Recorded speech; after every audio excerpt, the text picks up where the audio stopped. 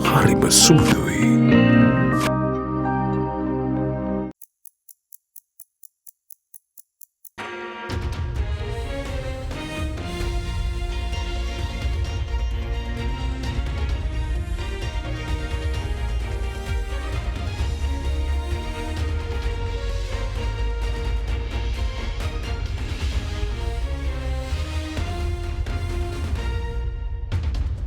Tonight on First at 9 this Tuesday, the 10th of October 2023.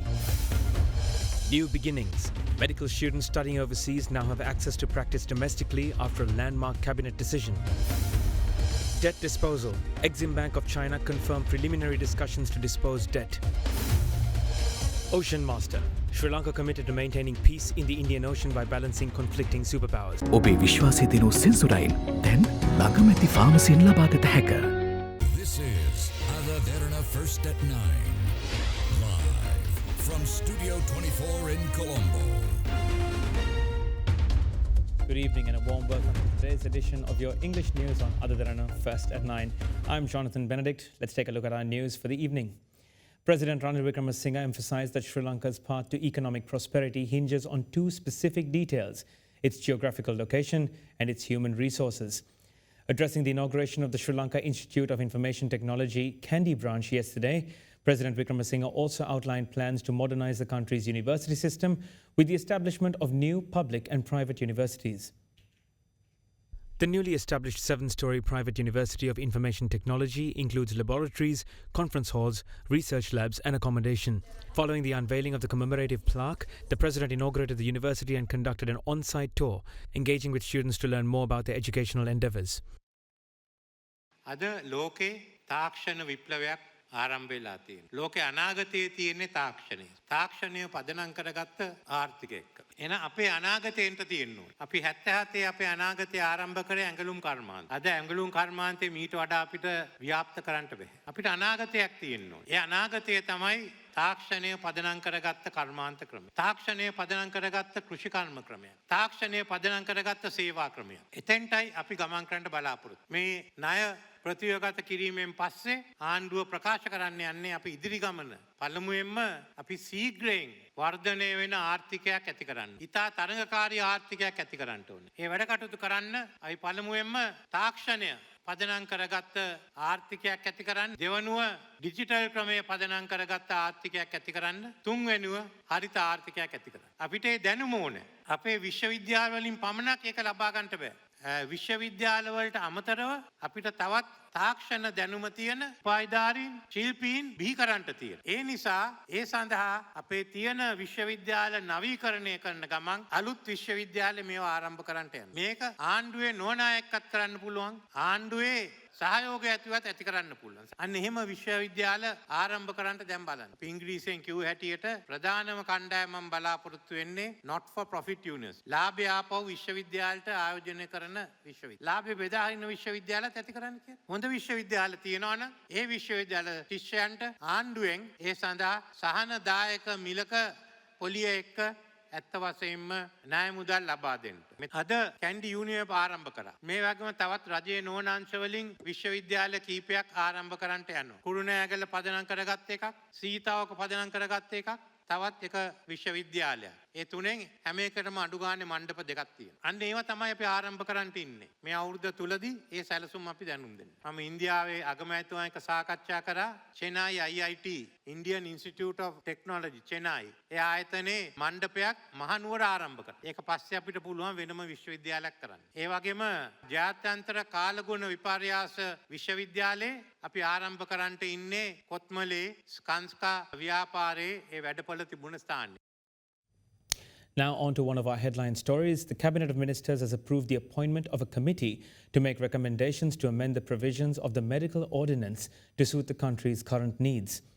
Formally, with no recognition offered by the Sri Lanka Medical College to degrees by international universities, the President and Health Minister proposed that steps be taken to enact the necessary legal provisions so that medical degrees awarded by the top 1,000 medical faculties in overseas universities be accepted in Sri Lanka. Cabinet has granted approval to a proposal by President Ranil Wickremesinghe and Health Minister Keheli Rambukwalla to take steps to enact necessary legal provisions so that the medical degrees awarded by the top 1,000 international medical faculties globally can be accepted in Sri Lanka. According to a decision made on the 5th of May, the committee headed by the Secretary to the Prime Minister prepared a national policy that includes the standards and criteria to be based on the recognition of medical degree courses offered by internationally recognized universities. The proposal was based on the report containing recommendations of the said committee. Hospitals across the country have faced a shortage of doctors after many left the country due to the economic crisis. The Health Ministry last month recalled retired doctors for service after a number of doctors left, citing IMF-led reforms such as tax hikes, which made their compensation inadequate. He also added that 3 new private medical colleges will be established to supplement the medical industry with more practitioners. මේ වෛද්‍යවරු රට හැරයාමක වළක්වා ගැනීමට මොකක් හරි වැඩපිළිවෙල කවුරු නීතියම පැත්තක් එහෙම තියෙනවද? වෛද්‍යවරුන් සහ සමස්ත බුද්ධිකලනය සෞඛ්‍ය ක්ෂේත්‍රයේ යම් කිසි විදිහේ අඩුපාඩුවකින් සිදු වෙන දෙයක් නෙමෙයි. මේ වෙනකොට මම යෝජනා කරලා තියෙන්නේ අපි යම් ක්ෂේත්‍රවලට ගන්න ප්‍රමාණයන් වැඩි කළ යුතුයි. අපේ දැන් තියෙන 13ක් ෆැකල්ටිස් ඒ 13ම ගත්තොත් ගන්නේ 2000ක් විතර ප්‍රමාණයක්. ඒ ප්‍රමාණය වැඩි කිරීමට හැකියාවක් තියෙනවා. මොකද වෙන රටක නම් C3කින් යන්න පුළුවන්. ඒ මූලික සුදුසුකම් තියෙන ළමයිට වෙන අවස්ථාවක් හරි දෙන්න ඕනේ. එංගලන්තය වගේ රටවල් විශේෂයෙන්ම අපේ වෛද්‍යවරුන් ගන්නේ අපේ ඩිග්‍රී එකට එහෙම සැලකිල්ලක් තියෙනවා. අපේ ඩිග්‍රී එක පාවිච්චි කරන්න බෑ. පෞද්ගලික වෛද්‍ය විද්‍යාල 3ක් ආරම්භ කරනවා කියලා. අපි බලලා තියෙනවා ඒ කට්ටියගේ කරිකියුලම් එක. ඒක අපේ තියෙන වෛද්‍ය විද්‍යාලයට සමාන්තර විය යුතුයි.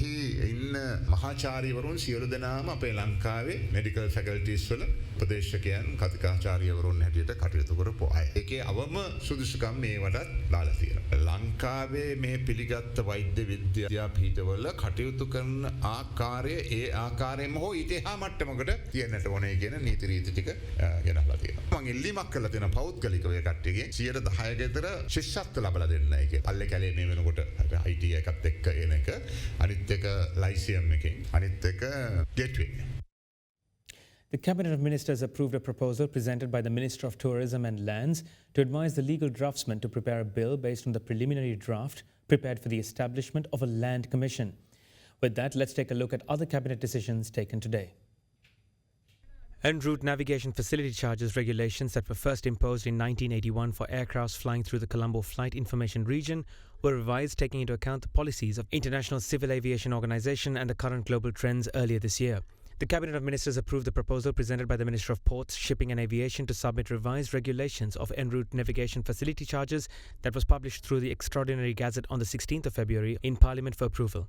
The Cabinet of Ministers has granted approval for the resolution furnished by the President in his capacity as the Minister of Investment Promotions to sign a memorandum of understanding to promote production capacity and investment cooperation between the National Development and Reformation Commission of the Republic of China and the Ministry of Investment Promotion. In other news, approval of the Cabinet of Ministers was granted to empower the Microfinance and Loan Regulation Authority Act by repealing the Microfinance Act No. 6 of 2016.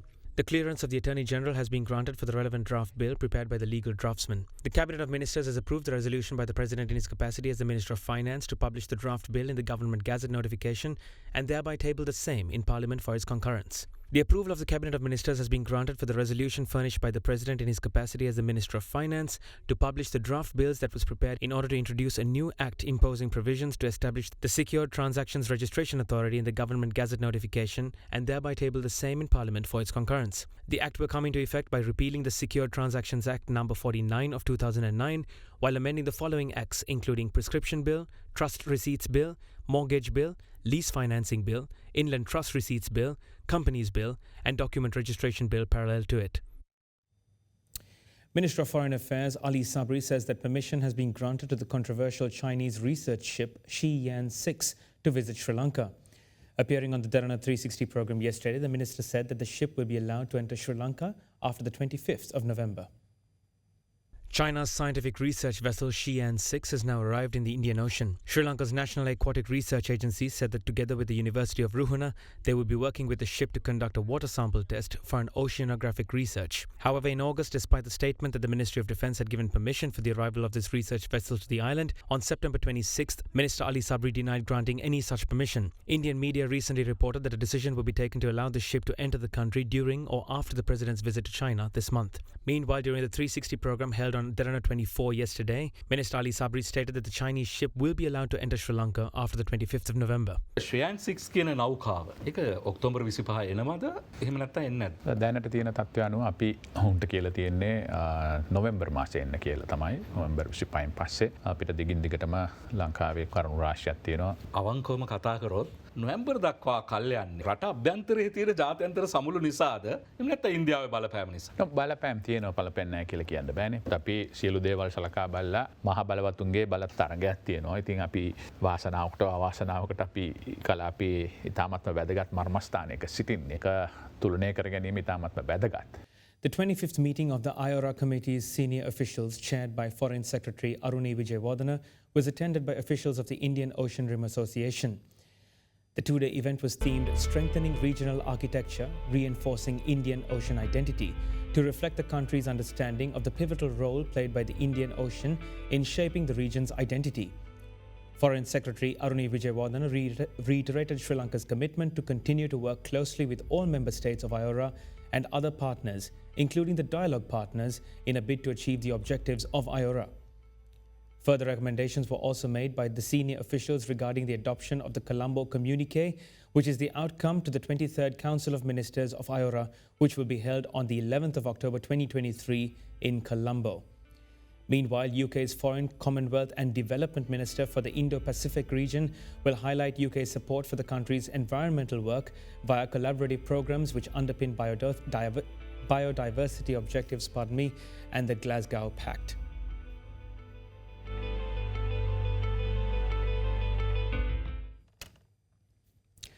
The President's Chief of Staff, Sagala Ratnayaka, emphasised that the country, which was able to declare the Indian Ocean and airspace as an eternal peace zone via the UN General Board, is committed to maintaining the same situation further. Addressing the Colombo Air Speaker 2023, Ratnayaka further commented on the mutual understanding among nations in the Indian Ocean region, adding that a stable Indian Ocean is essential for India's security. The Colombo Air Symposium, organised by the Sri Lankan Air Force for the 6th time, was held yesterday at the Eagles Lakeside Banquet and Convention Hall in Attidia. The two-day event themed Fostering Shared Air Interests in the IOR, Geopolitical Cooperation, Complexities and Compulsions, aims to establish a platform to enhance the cooperation and mutual understanding among nations in the Indian Ocean region. Expectedly, the strategic importance of the Indian Ocean has breached its limits, with external major powers jockeying for presence and supremacy in the region, whose increasing struggle is to sustain a military presence near the key choke points of the trade routes. It would be relevant to examine the presence of the big powers in the region. The intense upsurge on strategic interest in the area, defined as the Indo-Pacific, is also linked to the global rise of China. The big power competition between US and China, compelling India to checkmate Sino moves, has the relatively peaceful Indian Ocean region metamorphosing into a key arena of strategic power and political play. A stable Indian Ocean is paramount for India's security environment. The US has relegated the Indian Ocean to support India's role as a net security provider. There needs to be strong sense that commonly held interests are under threat, at risk, or vulnerable, with geostrategic environment being at its core. The growing interest by the European and Middle Eastern nations in the Indian Ocean is a positive development. However, it is important to ensure that this does not lead to increased tensions among the powers in the region. Therefore, it is crucial for all stakeholders in the Indian Ocean region to prioritize a constructive dialogue in the pursuit of shared interests. Sri Lanka upholds a neutral position of abstaining from military alliances and aspires for the Indian Ocean to be devoid of conflict. In fact, it was way back in 1971 that Sri Lanka was successful in having the United Nations General Assembly declare the Indian Ocean, together with the airspace, a zone of peace for all time. This has contributed to the freedom of navigation and overflight aspects. Inclement weather, which has been experienced in several parts of the country over the past few weeks, are continuing to decrease. In a welcome break from incessant rains, both Galle and Mathura confirmed no rainfall over the past 24 hours. Subsequently, discussions were held today regarding the possibility of holding the scholarship exam in the Mathura district next week, along with issues pertaining to the construction of the salinity barrier across Nilvala River. Additionally, the Cabinet of Ministers has decided to provide compensation to farmers whose crops suffered losses due to the dry weather during the 2023 Yala harvest season. The Mathura and Galle districts, which were severely affected by heavy rains which lasted for more than 10 days, have not experienced rain since yesterday. Consequently, the safe centres set up in several schools are to be removed today. Accordingly, discussions were held today by the Mathura District Disaster Committee, where it was recommended that the Regional Education Directors Authority could reopen schools. Attending the meeting via Zoom, the Commissioner General of Examinations further explored the possibility of holding the Grade 5 scholarship exam in the Mathura district within the next week. Further attention was also paid to the relief programs launched to assist the affected people in the Mathura district following the inundating rains.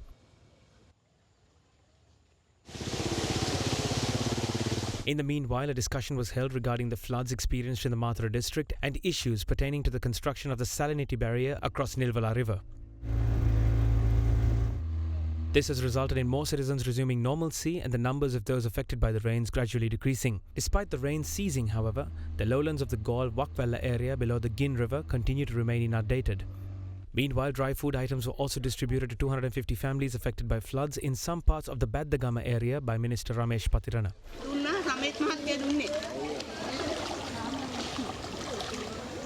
Subsequently, the Department of Irrigation has lifted flood warnings issued to 2 low-lying areas of 2 river basins yesterday. Accordingly, flood warnings issued to the Kuda River sub-basin and flood warning issued to the Attanagalu Oya Basin yesterday have been lifted. However, the warnings mentioned in the flood warning for the Gin River Basin has been extended for another 24 hours until 9 a.m. tomorrow. Further, an amber advisory was issued by the Department of Meteorology for severe lightning in several areas in the north central, eastern and central provinces and in the Badulla, Kegalle, Vavuniya, Mullaitivu and Manna districts. In other news, a decision was made by the Cabinet of Ministers to compensate farmers whose crops were damaged as a result of the drought during the 2023 Yala harvest season. Accordingly, a proposal submitted by the Minister of Agriculture was approved so that the necessary provisions to compensate all affected farmers will be allocated under the current crop insurance scheme. Nearly 58,770 acres of paddy and other crops were left damaged due to the inability to provide sufficient water as a result of the drought, from which nearly 53,965 farmers were affected.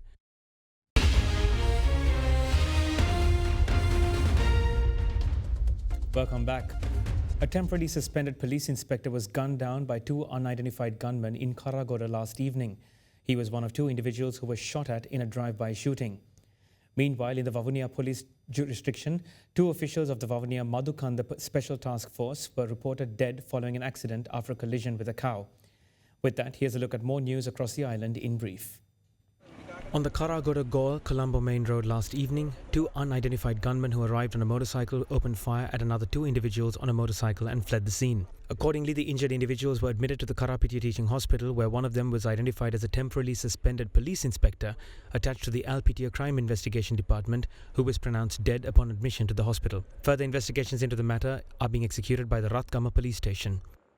Meanwhile, an SUV carrying 7 officials belonging to the Vavuniya Madukanda Special Task Force camp met with an accident in the Vavuniya police jurisdiction. It was later reported that the accident took place when the vehicle collided with a cow on the road and veered off the road to hit a wall. 2 of the 7 injured officials admitted to the Vavuniya hospital were later reported dead following the accident.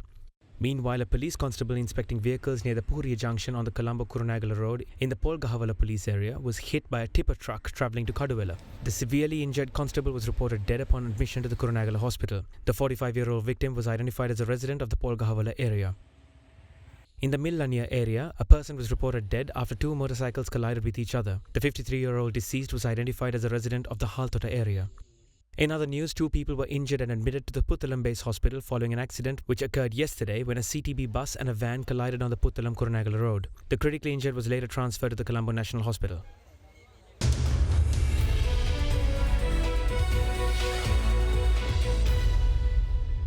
In some good news, China's Foreign Ministry announced today that the Export-Import or Exim Bank of China reached a preliminary agreement with Sri Lanka last month on the disposal of China-related debt. Wang Wenbin, a ministry spokesperson, provided the update in response to a state media query at a news conference on what assistance Beijing had offered Colombo, who is trying to rework its foreign debt after suspending repayments in May of last year. Wang added that the agreement was reached late September on the disposal of China-related debt as China seeks to maintain its stance as a friendly neighbor, providing assistance within its capabilities. Sri Lanka is currently going through its worst economic crisis in more than 7 decades and needs to secure debt restructuring assurances from China, its largest creditor, to help unlock further support from the IMF. Sri Lanka owed China's Exim Bank $4.1 billion, or 11% of the country's foreign currency debt at the end of 2022, according to government data. Sri Lanka's State Minister of Finance, Shehan Semasinga, met with several delegations of the International Monetary Fund and the World Bank during the IMF and World Bank annual meetings in Morocco, whilst attending the World Bank annual meeting held in Marrakesh, Morocco. During his visit, he met with the Executive Director of the IMF, K. Subramaniam, to discuss the progress of the IMF program and the current economic conditions, including challenges and opportunities faced by Sri Lanka's economy. Following that, the minister has had a discussion with Executive Director of the World Bank, Parameswaran Iyer, about the program supported by the World Bank to Sri Lanka. During the second day of the event, Semasinga met with the South Asia World Bank Vice President Martin Reiser on the progress of World Bank-supported reforms carried out by Sri Lanka, and also on enhancing support in modernizing agricultural and SME sectors, among other areas of ongoing collaboration. The minister also met the General Secretary of the Commonwealth Secretariat, Patricia Scotland. During the meeting, matters of mutual interest, including the framework for debt management, anti-corruption and government performance management, were discussed. In stocks news, the Colombo Stock Exchange closed lower today following losses in financial stocks. The CSE All-Share Price Index settled down to 0.06% at 10,817.53 points, while the S&P SL20 was down 0.21% at 3,041.32 points. LOLC Finance PLC and Sampath Bank PLC were the top losers on the CSE, falling 2% and 1.7% respectively. Trading volume on the index fell to 19.1 million shares from 54.3 million shares. Equity market turnover fell to 673.7 million rupees from 1.1 billion rupees in the previous session. The banking sector was the top contributor to market turnover today, while the capital goods sector was the second highest contributor. Foreign investors were net sellers, offloading stocks worth 97.9 million rupees, while domestic investors were net buyers, purchasing shares worth 650.9 million rupees. How did the rupee fare against other major currencies during the day? Let's take a look.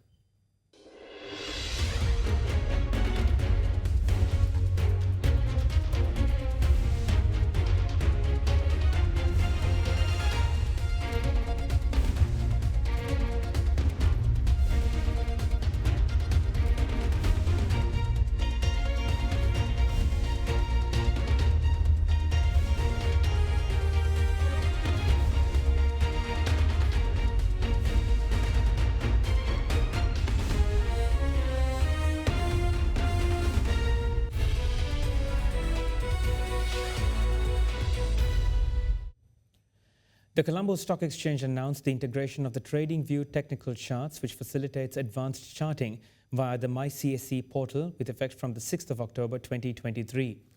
Meanwhile, the Exports Development Board, with the assistance of the Sri Lankan Embassy in Thailand and the Sri Lankan Embassy in Vietnam, organized Sri Lankan pharmaceutical representation at the 6th Pha Med Cambodia 2023. This and more corporate news for the day coming up. The Colombo Stock Exchange announced the integration of TradingView technical charts, which facilitates advanced charting via the MyCSE portal with effect from the 6th of October 2023. The facility is available in two forms: in real-time data and delayed data, the latter for which investors could access via the free package with data to be made available for 3 months. In addition to advanced technical charting, comprehensive fundamental data of listed companies provided by TradingView has been included in the company profile section of the CSE website. Considering the importance of strengthening the pharmaceuticals industry and increasing the sector's contribution to the economy, EDB, with the help of the Sri Lankan Embassy in Thailand and the Sri Lankan Embassy in Vietnam, organized Sri Lanka Pharmaceutical Representation at the 6th Pha Med Cambodia 2023, held from the 20th to the 22nd of September in Cambodia. This annual exhibition provides a powerful platform to connect across the globe. Market verticals including contract manufacturing opportunities, gain industry insights and technical innovations.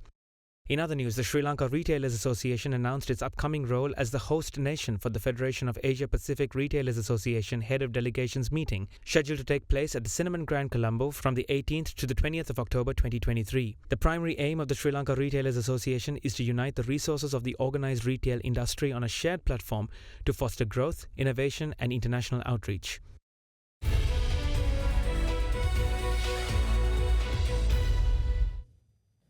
A quick update on the Sri Lanka-Pakistan match for you. Pakistan is currently needing 85 runs off 72 balls, chasing Sri Lanka's mammoth total of 346 in a thrilling finish. With that, I wrap up my news segment for the evening. This is Jonathan Benedict. Have a blessed Wednesday ahead. Good night.